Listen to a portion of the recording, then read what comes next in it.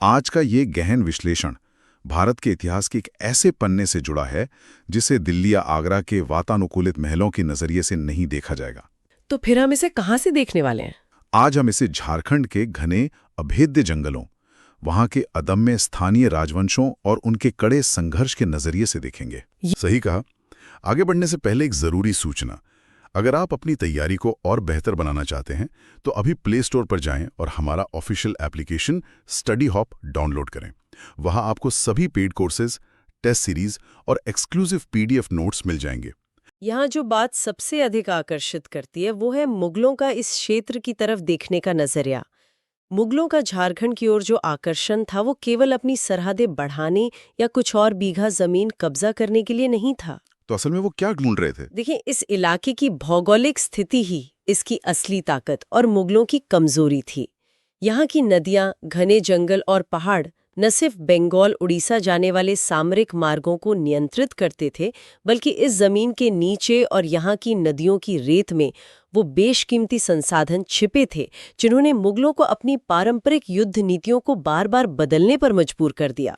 तो चलिए इस कहानी की शुरुआत मुगल काल के एकदम शुरुआती दौर से करते हैं। हाँ, बाबर के समय की बात करें तो स्रोत बहुत स्पष्ट रूप से इस बात की पुष्टि करते हैं कि झारखंड का ये पूरा वन क्षेत्र मुगलों के प्रभाव से पूरी तरह अछूता था। हाँ, क्योंकि बाबर का ध्यान मुख्य रूप से उत्तर भारत और पानीपत के मैदानों तक ही सीमित था। बिल्कुल। लेकिन हुमायूं के शासनकाल में ये अलगाव टूटने लगा। हुमायूं शेरशाह नामक एक ऐसे अफगान विद्रोही शासक का पीछा कर रहा था जो पारंपरिक युद्ध लड़ने की बजाय छापामार रणनीति का इस्तेमाल कर रहा था। वही छापामार युद्ध जो जंगलों में बहुत कारगर होता है। एकदम।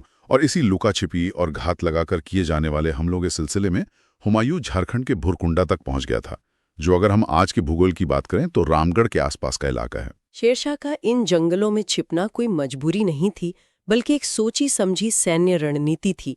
वो जानता था कि मुगल घुड़सवार सेना और भारी तोपखाना इन जंगलों में बिल्कुल बेकार हो जाएंगे। हाँ, 1538 ईस्वी के आसपास जब शेरशाह रोहतास में अपने सैन्य अभियानों की रूपरेखा तैयार कर रहा था, तब उसका सीधा टकराव यहाँ के एक और खतरनाक स्थानीय शासक से हुआ। आप महारथ चेरो की बात कर रहे हैं ना? बिल्कुल। शेरो वंश के शासक महारथ चेरो। महारथ चेरो कोई ऐसे राजा नहीं थे जो आमने सामने मैदान में लड़ते हों। वो छापामार युद्ध के असल उस्ताद थे। उनके लड़ाके शेरशाह के शिविरों पर रात के अंधेरे में हमला करते, रसद लूटते और फिर उन्हीं घने जंगलों में गायब हो जाते। शेरशाह जैसे चतुर रणनीतिकार के लिए तो ये महारथ चेरो का तरीका एक बहुत बड़ा सिरदर्द बन गया होगा। अरे, उनका तो दिमाग खराब हो गया था। यहाँ सबसे दिलचस्प बात यह है कि महारथ चेरो के इस खौफ को खत्म करने के लिए शेरशाह ने अपने सबसे खूंखार सेनापति खवास खां को भेजा। खवास खां ने भारी मशक्कत के बाद महारथ चेरो को हराया। और इसी जीत में उन्हें वो खास चीज मिली थी ना? हाँ, खवास खां ने लूट के सामान में एक ऐसी चीज हासिल की जिसका जिक्र आज भी इतिहास के पन्नों में दर्ज है। वो कोई सोना चांदी नहीं था, बल्कि एक सफेद हाथी था जिसका नाम रखा गया था श्याम सुंदर। अब्बास खां सरवानी के तारीख ए शेरशाही और अहमद यादगार की तारीख ए शाही जैसे समकालीन दस्तावेजों में इस अभियान का बहुत विस्तार से वर्णन मिलता है, और उसमें इस श्याम सुंदर हाथी को एक बड़ी जीत के प्रतीक के रूप में पेश किया गया है। और ये हाथी सिर्फ आकार में बड़ा नहीं था, इसका रंग और इसका रुतबा इसे बहुत दुर्लभ बनाता था। और श्याम सुंदर हाथी की आदतें इतनी अजीबोगरीब थीं कि कोई भी हैरान रह जाए। मैंने पढ़ा है कि वो सफाई को लेके बहुत जुनूनी था। बिल्कुल। स्रोत बताते हैं कि ये सफेद हाथी सफाई को लेकर इतना जुनूनी था कि वो अपने माथे पर कभी धूल का एक कण भी नहीं टिकने देता था। जरा इस दृश्य की कल्पना कीजिए, एक खूंखार युद्ध का मैदान, चारों तरफ कीचड़, खून और धूल, और वहां एक ऐसा हाथी खड़ा है जो अपने माथे की सफाई को लेके नखरे दिखा रहा है ना कमाल की बात। लेकिन जिस दिन ये जानवर मस्त हो जाता था, यानी अपने प्राकृतिक उग्र रूप में आ जाता था, तो इसे नियंत्रित करना किसी भी महावत के बस की बात नहीं होती थी। अगर हम इसे बड़े परिदृश्य से जोड़कर देखें तो मध्यकालीन भारत में श्याम सुंदर जैसे असाधारण जानवर केवल युद्ध के मैदान में तबाही मचाने वाले हथियार भर नहीं थे। तो वे और क्या थे? वे राजसी वैभव, अजेय होने के दावे और ईश्वरीय सत्ता के सीधे प्रतीक माने जाते थे। एक सफेद हाथी का मिलना किसी भी शासक के लिए ये प्रचारित करने का बेहतरीन साधन था कि ईश्वर खुद उसके साथ है। शेरशाह इस प्रतीकात्मक शक्ति को बहुत अच्छे से समझता था। सही बात है। और इसके कुछ ही समय बाद शेरशाह के बेटे जलाल खान ने तेलियागढ़ पर भी कब्जा जमा लिया, जिसे उस समय बंगाल का प्रवेश द्वार माना जाता था। तेलियागढ़ का कब्जा ये साबित करता है कि यह क्षेत्र केवल पहाड़ों का समूह नहीं, बल्कि पूर्वी भारत की अर्थव्यवस्था की चाबी था। अफगानों के इस दौर के बाद कहानी में एक बहुत बड़ा बदलाव आता है जब जलालुद्दीन मोहम्मद अकबर मुगल सत्ता के शिखर पर पहुंचता है। हाँ, अकबर की नीतियां हुमायूं या बाबर से बिल्कुल अलग थीं। उसने 1576 ईस्वी में झारखंड में सीधा और बहुत ही आक्रामक हस्तक्षेप शुरू किया। और ये हस्तक्षेप टोडरमल के जरिए हुआ था। बिल्कुल। अकबर के अधिकारी टोडरमल ने उसी तेलियागढ़ पर धावा बोला और अफगान विद्रोही दाऊद कर्रानी को न सिर्फ हराया, बल्कि उसका सिर काटकर सीधा अकबर के पास भिजवा दिया। ये केवल एक हत्या नहीं थी, बल्कि पूरे झारखंड और बंगाल के क्षेत्रीय क्षत्रपों के लिए एक खौफनाक मनोवैज्ञानिक संदेश था। ये संदेश स्पष्ट था कि मुगल साम्राज्य अब इस क्षेत्र में किसी भी तरह का कोई सीधा विद्रोह बर्दाश्त नहीं करेगा। लेकिन अकबर की रणनीति केवल खून खराबे पर टिकी हुई नहीं थी। हाँ, इसी समय नागवंशी शासकों के साथ अकबर का एक ऐसा वाकया सामने आता है जो उसकी कूटनीतिक समझ को दर्शाता है। मुगल सेनापति शाहबाज खान कंबू ने नागवंशी राजा मधुकर्ण शाह पर चढ़ाई की, उन्हें बंदी बनाया और अकबर के सामने पेश किया।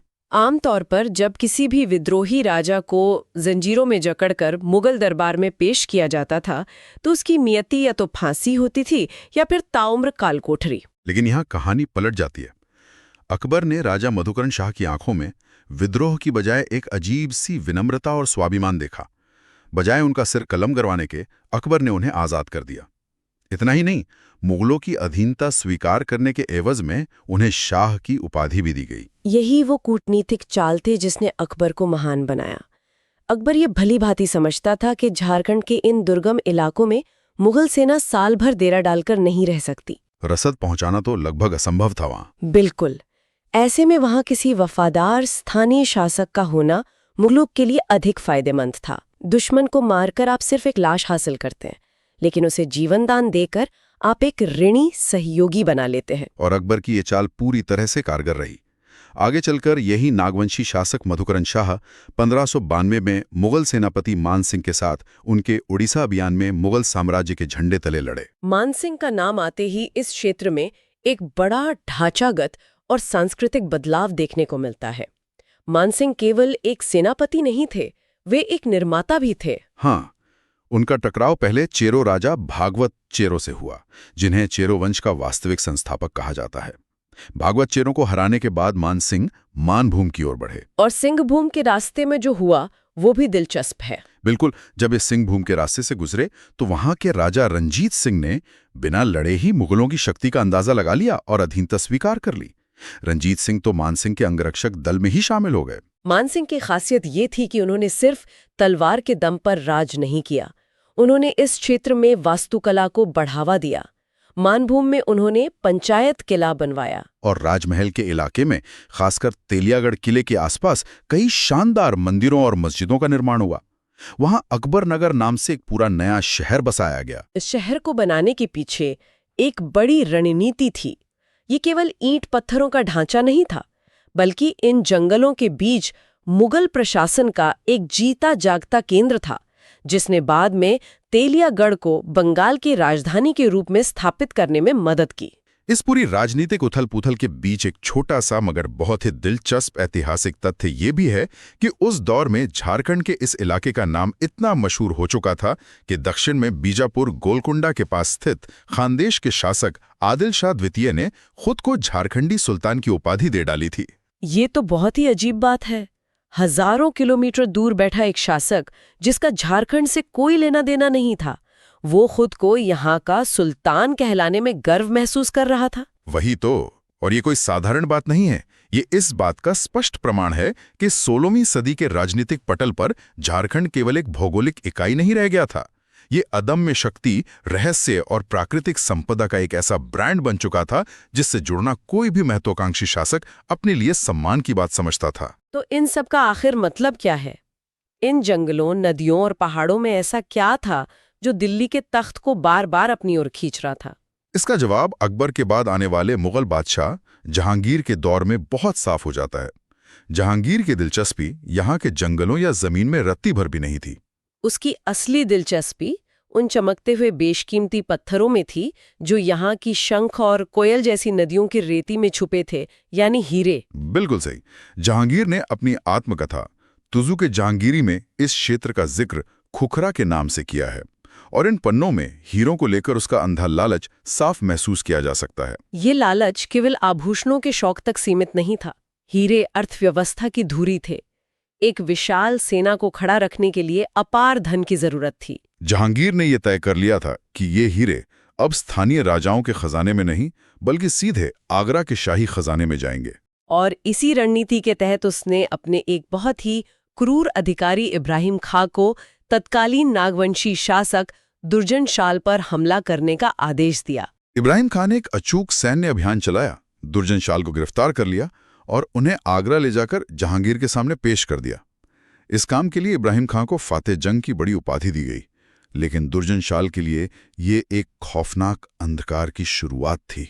उन्हें 12 वर्षों तक ग्वालियर की कुख्यात जेल में कैद कर दिया गया। 1515 से लेकर 1627 तक एक राजा के लिए 12 साल काल कोठरी में बिताना कितना भयावह रहा होगा, इसकी केवल कल्पना की जा सकती है। लेकिन 1627 में कहानी में एक चमत्कारी मोड़ आता है, और वो मोड़ भी एक हीरे की वजह से ही आता है। वो पर्पल डायमंड वाला किस्सा ना? हाँ, मुगल दरबार में एक बेहद ही दुर्लभ बैंगनी यानी पर्पल रंग का हीरा लाया गया था। पूरे दरबार के बड़े बड़े जौहरी उस हीरे की असलियत को लेकर बटे हुए थे। कोई कहता ये असली है, कोई कहता कांच का टुकड़ा सारा ही होगी, लेकिन उनकी आंखें आज भी पत्थरों को पढ़ने में माहिर थीं। उन्होंने उस बैंगनी हीरे की ऐसी सटीक और वैज्ञानिक परख की कि जहांगीर और उसके सारे जौहरी दंग रह गए। इस एक घटना ने जहांगीर को इतना प्रभावित किया कि उसने दुर्जनशाल को तुरंत आजाद कर दिया और उन्हें शाह की उपाधि से नवाजा। यहाँ जहांगीर का व्यवहार एक विशुद्ध व्यापारी जैसा था। उसने दुर्जनशाल का राज्य भी उन्हें वापस लौटा दिया, लेकिन एक शर्त के साथ। उन्हें सालाना 6000 रुपए का कर मुगल खजाने में जमा करना होगा। ये मुगलों के लिए घाटे का सौदा बिल्कुल नहीं था, और ग्वालियर की उस अंधियारी जेल से आजाद होने के बाद दुर्जनशाल जब वापस लौटे तो वे पहले वाले राजा नहीं थे। उन्होंने सुरक्षा को प्राथमिकता देते हुए अपनी राजधानी खुखरा से बदलकर दोईसा कर ली, जो 3 तरफ से पहाड़ों और एक तरफ से कोयल नदी से घिरी थी। यहीं उन्होंने नवरत्नगढ़ किला बनवाया। ये किला वास्तुकला का एक अजूबा था। ये मूल रूप से 5 मंजिला इमारत थी, जो बिना लोहे या सीमेंट के केवल लाहा, चूने और मिट्टी के मिश्रण से बनाई गई थी। आज इस शानदार किले की केवल 3 मंजिलें ही इतिहास के गवाह के रूप से शेष बची हैं। ये कहानी तो दुर्जनशाल के लिए एक सुखद अंत लेकर आई, लेकिन इसी जहांगीर के शासनकाल में एक और घटना हुई थी जो मुगल सत्ता के स्याह और खौफनाक चेहरे को सामने लाती है। आप चेरो राजा सहबल राय की बात कर रही हैं? हाँ, सहबल राय ने मुगलों के आगे झुकने से इनकार कर दिया था। वे अक्सर मुगल क्षेत्रों में घुसपैठ करते और उनके शाही व्यापारिक काफिलों को लूटकर जंगलों में ओझल हो जाते। इस आर्थिक नुकसान और बेइज्जती से जहांगीर इस कदर बौखलाया कि उसने एक बड़ी सेना भेजकर सहबल राय को गिरफ्तार करवा लिया। उन्हें जंजीरों में बांधकर मुगल दरबार में लाया गया और वहां सजा के तौर पे उनका सिर नहीं काटा गया, बल्कि मनोरंजन के लिए उन्हें दरबार के बीचों बीच एक खूंखार भूखे शेर के सामने लड़ने के लिए धकेल दिया गया। निहत्थे सहबल राय ने शेर से मुकाबला तो किया, लेकिन इस खूनी लड़ाई में उनकी बहुत ही दर्दनाक मौत हो गई। ये एक महत्वपूर्ण सवाल खड़ा करता है। कैसा सवाल? एक ही मुगल बादशाह जहांगीर, जो एक विद्रोही राजा को हीरे की परख करने पर माफ कर देता है और उसका राज्य वापस दे देता है, वही बादशाह दूसरे राजा को एक खूंखार जानवर के आगे फिंगवा देता है। ये इस बात का प्रमाण है कि मुगल साम्राज्य का न्याय और उनकी क्रूरता किसी नैतिक सिद्धांत पर नहीं, बल्कि उनके आर्थिक और रणनीतिक हितों की पूर्ति पर निर्भर करती थी। दुर्जनशाल मुगलों के लिए हीरों की पहचान का एक उपयोगी साधन बन गए थे, इसलिए वो बच गए। दूसरी ओर सहबल राय शाही व्यापारिक मार्गों के लिए एक सीधा खतरा थे, इसलिए उन्हें एक नजीर बनाने के लिए सबसे क्रूर तरीके से मारा गया। ये विरोधाभास वाकई दिलचस्प है, लेकिन क्या शाहजहां और औरंगजेब के आते आते ये रवैया बदला? अगर हम शाहजहां के दौर में झारखंड की स्थिति देखें तो नागवंशी शासकों जैसे दुर्जनशाल और उनके बाद रघुनाथ शाह के लिए यह समय काफी शांतिपूर्ण रहा। उन्होंने मुगलों को कर देना जारी रखा और अपना ध्यान राज्य के विकास पर लगाया। लेकिन चेरो राजवंश के खून में शायद बगावत थी। उस समय के चेरो राजा प्रताप राय ने मुगलों को कर देने से साफ इनकार कर दिया। उन्होंने शाही फरमानों को फाड़कर फेंक दिया। मुगल सत्ता के लिए कर न देना केवल आर्थिक नुकसान नहीं था, ये सीधे तौर पर बादशाह के रुतबे को चुनौती देना था। शाहजहां ने इसे हल्के में नहीं लिया और प्रताप राय को सबक सिखाने के लिए शाइस्ता खां के नेतृत्व में एक भारी लश्कर भेजा। शाइस्ता खां ने अपनी तोपों के बल पर प्रताप राय को पीछे हटने पर मजबूर किया और कुछ समय के लिए एक कठपुतली शासक तेज राय को गद्दी पर बिठा दिया। लेकिन चेरो लड़ाकों ने हार नहीं मानी और अंततः मुगलों को कूटनीतिक समझौता करना पड़ा, जिसके तहत प्रताप राय को उनकी गद्दी वापस मिल गई। इस संघर्ष से प्रताप राय ने एक बड़ी सीख ली। उन्होंने समझ लिया कि मैदानी इलाकों में मुगलों से नहीं लड़ा जा सकता। इसीलिए उन्होंने पलामू के घने जंगलों के बीच पुराना किला बनवाया। इस किले का जो मुख्य द्वार था, जिसे सिंह द्वार कहा जाता था, वो अपनी भव्यता और मजबूती के लिए दूर दूर तक मशहूर हो गया। इसके साथ ही एक और रणनीतिक बदलाव देखने को मिलता है। रामगढ़ राजवंश के राजा हेमंत सिंह ने 1642 ईस्वी में अपनी राजधानी उड़दा से हटाकर बादाम के दुर्गम पहाड़ों में स्थानांतरित कर ली। राजधानियों को इस तरह बार बार जंगलों और पहाड़ों के भीतर ले जाना कोई सामान्य प्रक्रिया नहीं थी। ये डिफेंस इन डेप्थ यानी गहराई में सुरक्षा की एक सोची समझी सैन्य रणनीति थी। स्थानीय राजा जानते थे कि मुगलों की असली ताकत उनके भारी तोपखाने और घुड़सवार सेना में है। राजधानियों को पहाड़ों के बीच ले जाने से मुगल सेना को उन संकरे रास्तों से गुजरना पड़ता था जहां तोपें ले जाना नामुमकिन था और घुड़सवार सेना आसानी से छापामार हमलों का शिकार बन जाती थी। रणनीति का ये खेल मुगल काल के अंतिम बड़े और ताकतवर बादशाह औरंगजेब के समय में अपने चरम पर पहुंच गया। झारखंड में ये दौर मुख्य रूप से चेरो राजा मेदिनी राय और मुगलों के बीच हुए भयानक टकरावों के लिए याद किया जाता है। लेकिन दिलचस्प बात यह है कि इस टकराव से ठीक पहले इस इलाके में एक बहुत बड़ा आंतरिक युद्ध लड़ा गया था। 1659-60 के आसपास चेरो राजा मेदिनी राय और नागवंशी राजा रघुनाथ शाह के बीच प्रभुत्व की लड़ाई छिड़ गई थी। ये आंतरिक युद्ध इस बात को पुष्ट करता है कि ये क्षेत्र केवल मुगलों के खिलाफ एकजुट नहीं था, बल्कि यहाँ की अपनी एक अलग और जटिल भू राजनीति थी। इन जंगलों के भीतर भी वर्चस्व की लड़ाइयां लड़ी जा रही थी। मेदिनी राय इस युद्ध में विजयी हुए और उन्होंने एक ऐसा काम किया जो उस दौर में शक्ति प्रदर्शन का सबसे अनोखा तरीका माना जाता था। मेदिनी राय ने रघुनाथ शाह को सिर्फ हराया ही नहीं, बल्कि उनके किले से एक बहुत ही विशाल और कलात्मक दरवाजा उखाड़ लिया।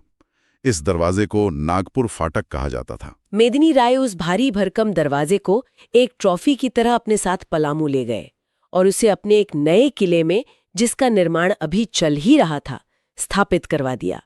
किसी दूसरे राजा के किले का दरवाजा उखाड़कर अपने किले में लगाना यह दर्शाने का तरीका था कि तुम्हारा सुरक्षा घेरा अब मेरे पैरों तले है। लेकिन मेदिनी राय केवल अपने पड़ोसियों पर हावी नहीं थे।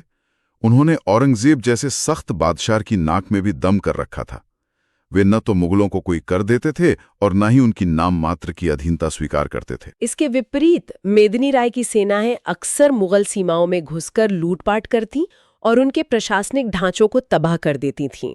औरंगजेब के लिए ये केवल एक क्षेत्रीय विद्रोह नहीं, बल्कि सत्ता को दी जा रही एक सीधी चुनौती थी। इसे कुचलने के लिए उसने दाऊद खां को एक विशाल सेना के साथ पलामू की ओर कूच करने का आदेश दिया। दाऊद खां का ये अभियान इतिहास के सबसे क्रूर और कूटनीतिक रूप से जटिल अभियानों में से एक था। जब दाऊद खां अपनी सेना के साथ कुंडा होते हुए पलामू की तरफ बढ़ा, तो उसने सबसे पहले कुंडा के राजा चुनराय को घेरा। दाऊद खां ने चुनराय पर इतना भारी सैन्य दबाव बनाया कि उन्हें न केवल मुगलों के सामने घुटने टेकने पड़े, बल्कि अपनी जान बचाने के लिए इस्लाम तक कबूल करना पड़ा। ये खबर जब मेदिनी राय तक पहुंची तो उन्हें लगा कि यह धर्म परिवर्तन बाकी राजाओं का भी मनोबल तोड़ देगा। तब मेदिनी राय ने एक खौफनाक चाल चली। उन्होंने चुनराय के ही भाई सुरवर राय को उकसाया और इस उकसावे में आकर सुरवर राय ने अपने ही भाई राजा चुनराय की हत्या कर दी। कदम नहीं रुके, वो पलामू किले के और करीब पहुंच गया। मेदिनी राय ने मुगल सेना की विशालता और उनकी भारी तोपों को देखकर युद्ध टालने के लिए एक समझौते का प्रस्ताव भेजा। लेकिन यहां संवादहीनता ने एक बड़ा खेल कर दिया। औरंगजेब के दरबार से जब तक उस प्रस्ताव की मंजूरी आती और युद्ध रोकने का फरमान पहुंचता, तब तक दोनों सेनाओं के अग्रिम दस्तों के बीच एक छोटी सी झड़प ने एक बड़े युद्ध का रूप ले लिया। और ये युद्ध मेदिनी राय के लिए विनाशकारी साबित हुआ। दाऊद खां की बेहतर सैन्य क्षमता और तोपों के आगे पलामू के किले ढहने लगे। मेदिनी राय को अपनी जान बचाकर सरगुजा के जंगलों की ओर भागना पड़ा। दाऊद खान ने पलामू के पुराने और नए दोनों किलों पर अपना परचम लहरा दिया। उसने अपनी जीत के प्रतीक के तौर पर पुराने किले के परिसर में एक मस्जिद का निर्माण करवाया। और वही हुआ जिसका जिक्र हमने पहले किया था। दाऊद खान ने पुराने किले का वो भव्य सिंह द्वार, जिसे प्रताप राय ने बनवाया था, उखाड़ लिया। वो उस दरवाजे को अपने साथ ले गया और अपने द्वारा बसाए गए नगर दाऊद नगर में उसे एक युद्ध स्मारक के तौर पर लगवा दिया। एक बार फिर दरवाजे का उखड़ना सत्ता के पतन का सबसे बड़ा प्रतीक बन गया। लेकिन इतिहास अपने आप को कैसे दोहराता है, ये मेदिनी राय की कहानी से पता चलता है। दाऊद खान जैसे ही पटना वापस लौटा, मेदिनी राय ने सरगुजा के जंगलों से निकलकर फिर से पलामू पर धावा बोल दिया और अपना खोया हुआ राज्य वापस छीन लिया। इसके बाद मेदिनी राय ने आक्रामकता छोड़कर अपने राज्य की अर्थव्यवस्था और कृषि पर ध्यान दिया। उन्होंने पलामू को इतना सुखी और संपन्न बना दिया कि बाद के इतिहासकारों ने उनके शासनकाल को चेरो शासन का स्वर्ण युग करार दिया। उस स्वर्ण युग की गवाही किसी मुगल दस्तावेज में नहीं बल्कि झारखंड की लोक संस्कृति में मिलती है। उस दौर की एक कहावत आज भी वहां के गांव में गाई जाती है, धनी धनी राजा मेदिनिया, घर घर बाजे मथनिया। इसका अर्थ बहुत गहरा है।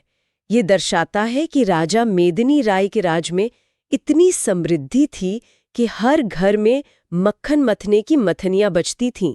हर परिवार के पास दुधारू पशु थे, कृषि उन्नत थी और कोई भी भूख से नहीं मर रहा था।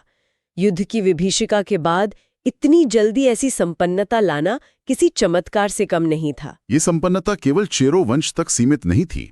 इसी दौर में नागवंशी शासकों ने भी अपनी सांस्कृतिक विरासत को एक नई ऊंचाई दी। मुगलों के साथ लगातार चल रहे तनाव के बावजूद नागवंशी राजा रघुनाथ शाह ने वास्तुकला और धर्म को संरक्षण दिया। उन्होंने कई भव्य मंदिरों का निर्माण करवाया जो आज भी मौजूद हैं। 1665 ईस्वी में बोडिया में बना मदन मोहन मंदिर और चुटिया में बना राम सीता मंदिर इसी दौर की देन है। रघुनाथ शाह के गुरु का नाम हरिनाथ था और अपने गुरु के प्रति अगाध श्रद्धा दिखाते हुए उन्होंने अपने नाम के आगे नाथ जोड़ लिया था। इसी सांस्कृतिक धारणा को आगे बढ़ाते हुए रघुनाथ शाह के उत्तराधिकारी राम शाह के पुत्र ऐनी शाह ने बाद में धुरवा में प्रसिद्ध जगन्नाथ मंदिर का निर्माण करवाया। ये सब उस दौर में हो रहा था जब मुगल सत्ता अपने चरम पर थी और लगातार इस इलाके को अपने अधीन करने का प्रयास कर रही थी। यह दर्शाता है कि तलवारों और तोपों की गूंज के बीच भी इस क्षेत्र के लोगों ने अपनी आस्था, अपनी कला और अपनी पहचान को मिटने नहीं दिया। इस पूरी ऐतिहासिक यात्रा का निष्कर्ष यही है कि मुगलकालीन झारखंड को अगर हम केवल एक ऐसे इलाके के रूप में देखें जिसे दबाया गया या जिससे सिर्फ कर वसूला गया, तो यह इतिहास के साथ बेईमानी होगी। बिल्कुल सही। ये क्षेत्र शक्ति, अदम्य विद्रोह, चतुर कूटनीति, सांस्कृतिक उत्थान और अकूत प्राकृतिक संसाधनों का एक ऐसा धधकता हुआ केंद्र था जिसने मुगल साम्राज्य की रणनीतियों को बार बार अपने हिसाब से ढलने पर मजबूर कर दिया। जब इतिहास को केवल मुख्य धारा की किताबों से पढ़ा जाता है तो ध्यान अक्सर दिल्ली के तख्त दरबार की भव्य साजिशों या ताजमहल के संगमरमर पर जाकर अटक जाता है। लेकिन भारत के इतिहास की असली धड़कन, असली राजनीतिक उठापटक और सांस्कृतिक संघर्ष उन क्षेत्रीय इलाकों के घने जंगलों और पहाड़ों में भी मौजूद था। ये वही जगह थी जहां से दरबार के ताज के लिए हीरे जाते थे और जहां से मुगल सेना को रौंदने वाले विशालकाय हाथी पकड़े जाते थे। नागवंशी और चेरो राजाओं ने अपनी आज़ादी, अपने स्वाभिमान और अपनी जमीन की रक्षा के लिए जो कीमत चुकाई, वो भारतीय इतिहास के उस व्यापक परिदृश्य का एक बेहद अहम हिस्सा है। मुगलों का साम्राज्य विस्तार बिना इन जंगलों की खाक छाने कभी पूरा नहीं हो सकता था। इस ऐतिहासिक विश्लेषण को समेटते हुए एक विचार है जो सोचने पर मजबूर कर देता है। जरा सोचिए उन लूटे गए दरवाजों के बारे में। पुराने पलामू किले का सिंहद्वार जिसे दाऊद खान ले गया, या नागपुर फाटक जिसे मेदिनी राय ने जीता था, आज भी खंडरों में मौजूद नवरत्नगढ़ के अवशेष। ये महज पत्थर नहीं है, ये उन शासकों की आज़ादी की गवाही दे रहे हैं जिन्होंने अपनी शर्तों पर दुनिया के सबसे ताकतवर साम्राज्यों से आंख मिलाई।